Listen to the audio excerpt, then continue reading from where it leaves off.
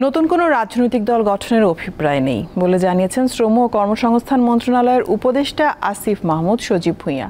দুপুরে রাজশাহীতে জাতীয় পেশাগত স্বাস্থ্য ও নিরাপত্তা বিষয়ক গবেষণা এবং প্রশিক্ষণ ইনস্টিটিউটের উদ্বোধনের পর সাংবাদিকদের এক প্রশ্নের জবাবে উপদেষ্টা আসিফ মাহমুদ বলেন, দেশের মানুষ একটা অভ্যুত্থানের মধ্য দিয়ে যে দায়িত্বটা অন্তর্বর্তী সরকারকে দিয়েছে সেটি যথাযথভাবে পালন করে মানুষের আশা আকাঙ্ক্ষার প্রতিফলন ঘটিয়ে একটা নির্বাচনের মাধ্যমে গণতান্ত্রিক সরকারের কাছে ক্ষমতা হস্তান্তর করা হবে।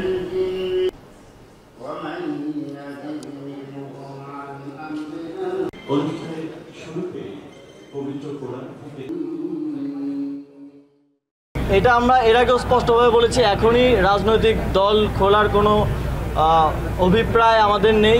এই অভ্যুত্থান হয়েছে স্পষ্টভাবে এই ফ্যাসিবাদী ব্যবস্থার বিলোপের মধ্য দিয়ে জন্য।